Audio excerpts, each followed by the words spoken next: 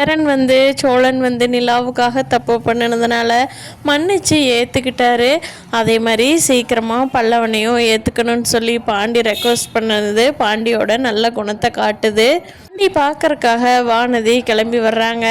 வானதி பாண்டி கூட என்ன சண்டை கட்டிக்கிட்டு போனாலும் திருப்பி பாண்டி பார்க்காம அவங்களாலையும் இருக்க முடியறதில்ல, அவங்க வராமல் போனாலும் பாண்டினாலையும் வானதி பார்க்காம இருக்க முடியறதில்ல. வந்த வானதிக்கு சோழனோட கதை என்னன்னே தெரியாது. ஆனால் வானதி என்ன ப்ரோ நல்லா இருக்கீங்களா, என்ன பண்ணிட்டுருக்கீங்க அப்படின்னு கேட்குறாங்க. அதுக்கு சோழனா நினச்சிட்டாரு, ஓ இவ எல்லாமே வானதிக்கிட்ட சொல்லிட்டான் போல் பாண்டி, அதனால தான் இவன் நம்மளை கேட்குறா அப்படின்னு நினச்சிக்கிட்டு சோழன் எல்லாம் சொல்லிடுறாரு.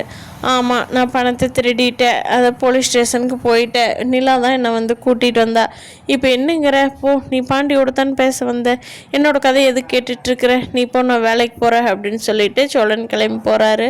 அப்போ வந்த பாண்டிக்கு ஷாக் ஆயிடுது.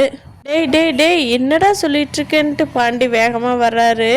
அப்போ வானதி, என்ன ப்ரோ போலீஸ் ஸ்டேஷனுக்கு போனீங்களா, ஐயோ என்னாச்சு, திருடுனீங்களா, என்ன ப்ரோ சொல்கிறீங்க, எனக்கு அட்வைஸ் பண்ணீங்க, நீங்கள் போலீஸ் ஸ்டேஷனுக்கு போயிருக்கீங்க அப்படின்னு வானதி கேட்குறப்போ பாண்டி சொல்கிறாரு, டே நீ போடா நான் பதில் சொல்லிக்கிறேன்ட்டு வானதி தனியாக பேசுகிறதுக்காக கூட்டிகிட்டு போகிறாரு பாண்டி.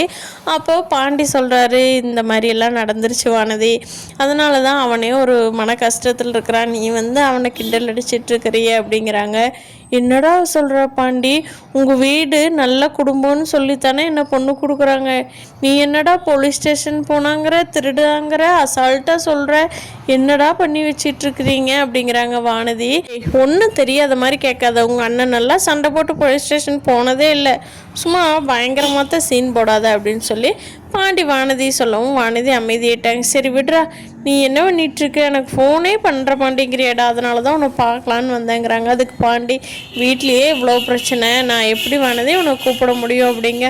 அதுவும் கரெக்டு தாண்டா, இந்தாடா சாப்பிட்றதுக்கு உனக்கு ஸ்வீட் கொண்டுட்டு வந்துருக்குறேன், சாப்பிடுங்க, எல்லாத்துக்கும் கொடுத்துரு. சரி நான் வர்றேன் பாண்டி, சாயந்தரமாக கடைக்கு வர்றேன் காலேஜ் போயிட்டு அப்படின்னு சொல்லிட்டு வானதி கிளம்பி போயிடுறாங்க. சோழன் போனதுக்கு அப்புறமா நிலா கிட்ட சேரன் கேட்குறாரு, ஏம்மா சாப்பிட்றியா, இன்னைக்கு வெளியில் போகிற வேலை இருக்காமா, வீட்டில் தானா அப்படிங்கிறாரு. நான் கூப்பிட்டு திவ்யாட்ட அவள் என்ன மைண்ட் செட்டில் இருக்கிறான்னு பார்த்துட்டு வெளியில் வேலை தேட போகணுமா இல்லை ஆஃபீஸ்க்கே போகணுமான்னு இனிமேல் தானே முடிவு பண்ணணும்னு நிலா சொல்கிறாங்க. ஏம்மா கொஞ்சம் கஷ்டமாக இருக்காம்மா, பார்ட்னர்ஷிப் இல்லாமல் போயிடுச்சேன்னு. கவலைப்படாத நிலா, நான் என்னால் முடிஞ்ச வரைக்கும் நான் எங்கேயாவது பணம் அரேஞ்ச் பண்ணி தரேன், ஏற்பாடு பண்ணுறேம்மா அப்படிங்கிறாரு. அண்ணா ஒன்றும் வேண்டாம், நீங்கள் ரிஸ்க் எடுக்காதீங்க, எனக்கு பார்ட்னர்ஷிப்பிட எனக்கு ஒரு கம்பெனியில் வேலை செய்கிறதா எனக்கு ரொம்ப பிடிக்கும், அது ஏன் யாருமே புரிஞ்சுக்க மாட்டேங்கிறீங்க அப்படிங்கிறாங்க. ஓ பல்லவன் அண்ணி பரவாயில்லைங்க அண்ணி, அவங்க எடுத்துக்கிட்டாங்கனாலும் பரவாயில்ல, இல்லைனாலும் உங்களுக்கு நல்ல வேலை கிடைக்கும் அண்ணி, நீங்கள் கண்டிப்பாக உங்கள் நல்ல மனசுக்கு நல்லா இருப்பீங்க அப்படின்னு சொல்லி பல்லவன் சொல்கிறான். அப்புறம் சேரன் உள்ளேருந்து வெளியே வந்தவர் பல்லவனை சைடில் ஒரு பறவை பார்த்துட்டு பல்லவன் கூட எதுவுமே பேசலை, அவர் பாட்டுக்கு பேசாமல் போயிடுறான். அவன் கேட்குறான், என்னென்ன சோழனை நான் மட்டும் மன்னிக்கிறேன், என்னையெல்லாம் மன்னிக்கவே மாட்டேயா அப்படின்னு கேட்குறாரு. அதுக்கு சோழன் சொல்கிறாரு, டே அவனும் தப்பு பண்ணினான் தான், நான் இல்லைன்னு சொல்ல, அவன் பொண்டாட்டிக்காக மட்டும் பண்ணினான்டா, நீ என்னடா பண்ணி வச்சுருக்கிற, ரூம் போடுறதா கேர்ள் ஃப்ரெண்டு கூட பண்ணுற வேலை அப்படிங்கிறாங்க.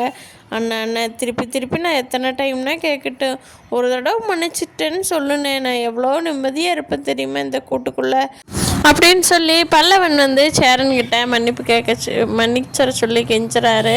அதனால் சேரனும் கொஞ்சம் மனசலகி, போடா போய் காலேஜுக்கு போய் நல்லா படிச்சுலாம் ஒரு தொழிலில் முன்னேற வழியை பாரு, எங்களையாட்ட இப்படி வேஸ்ட்டாக போய் சுற்றிக்கிட்டு இருக்காத சரியா, போய் படிக்கிற வேலையை பாரு அப்படின்னு சொல்லி சேரன் அனுப்பிச்சி வச்சிடுறாரு.